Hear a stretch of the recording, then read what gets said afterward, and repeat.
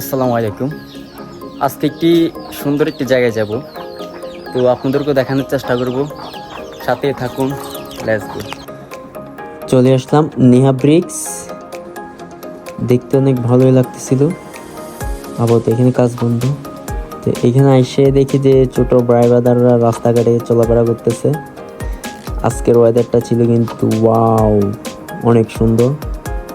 এটা হচ্ছে দাতামা চার রাস্তার মোড়, যেটাকে বলা হয় বটতলা। বেশিরভাগ মানুষ বটতলা হিসেবে চিনে।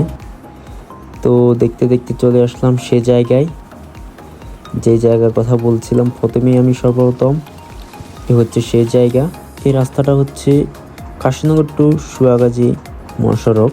সব সময় বিকেলবেলা এখানে প্রচুর মানুষ থাকে, কেউ ঘুরতে আসে, কেউ আড্ডা দিতে আসে।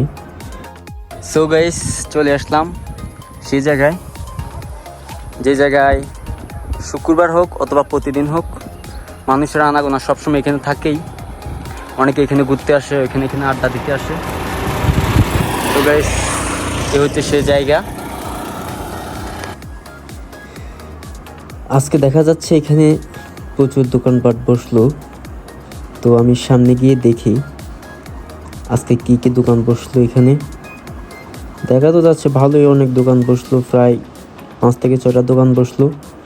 সবসময় কিন্তু এমনভাবে দোকানপাট থাকে না। আর এই জায়গাটার নাম হচ্ছে ইলাসপুর।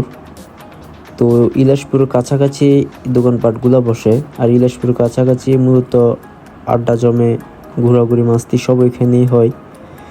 তো বেশিরভাগ এখানে আপনারা যাকে দেখতে পাবেন, এই জালমিরওয়ালা ব্যক্তি যিনি, উনি সবসময় এখানে বসে থাকেন।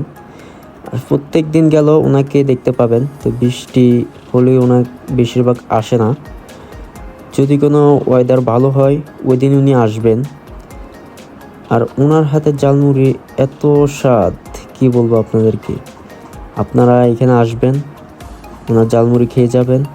ওনার ঝালমুড়ি এতই সুস্বাদু যে ওনার হাতে একটা এক্সট্রা জাদু আছে। সো গাইস, সবাই ভালো থাকেন, সুস্থ থাকেন, আমার জন্য দোয়া করবেন, আমার পেজটা ফলো করে দেবেন, ভিডিওতে লাইক কমেন্ট শেয়ার করে দেবেন। আল্লাহ হাফেজ।